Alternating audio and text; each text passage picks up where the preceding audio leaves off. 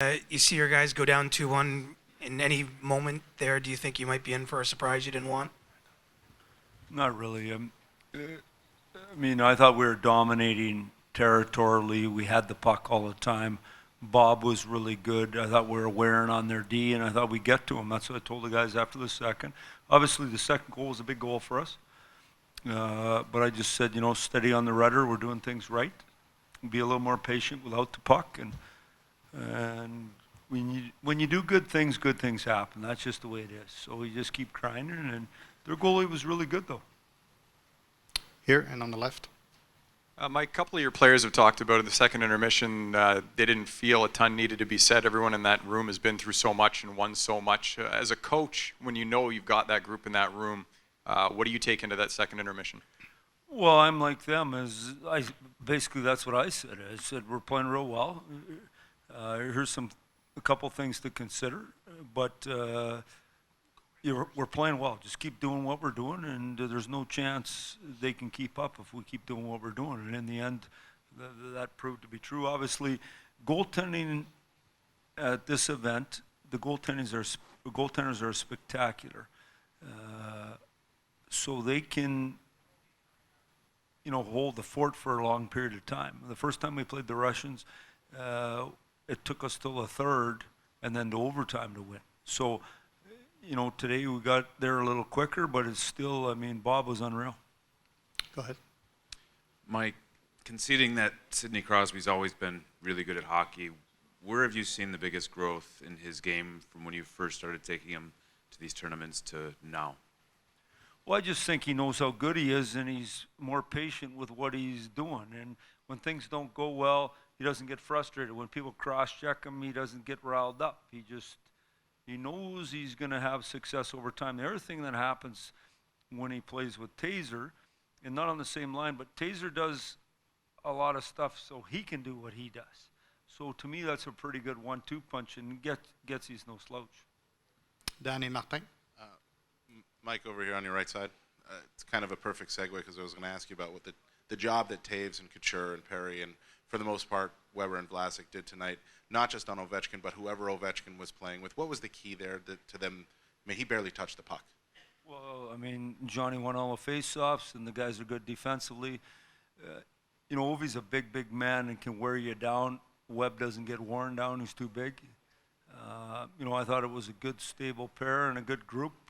Corey Perry, I never thought at the start would ever play in that situation. I just talked to Perez. I just said this, a number of times is what we need you to do for us to have success. And so he's all in and doing a good job. He's a winner. He's won everywhere he's been, so he's doing a good job. Those other two guys are real smart hockey players, know how to play.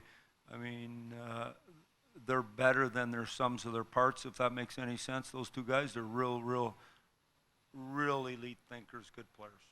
Martin and Pierre Lebrun. Coach, I know you will say that it's just a step forward to your goal as a team, but stupid question. Is there a moment that you say to you, this is the best team and I had the easiest job in the world? When you see the way that Sid Crosby and Taze lead the group. I think that's what you guys think.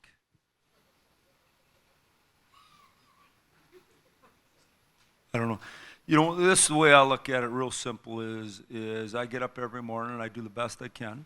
And I work as hard as I can, prepare my team the best I can, try to love the guys the best I can, make them feel good, make them better players. And I go home and love my family, and I come here and do it again the next day. And over time, things have worked out good. Yeah. Mike, I know every tournament's different. Some of the players have changed, but because of the symmetry that's existed between you being behind the bench for the last two Olympics in this tournament, and Taze and Crosby and Weber and the leadership group all being the same, how does that consistency of that help in moments where you know you shouldn't be behind and suddenly you might get rattled or another team might get rattled, but just like the Latvia game, you just stick with it? How does that help to have been together as a group over time? Well, I think obviously it's important. When we had the Greybeards that year in 2010 with Needs and Prongs and Iggy, they provided great stabilization for us in the room. And Boiler was on that team, and there were some good men who had been around a long time and to help these kids. These kids now aren't kids anymore.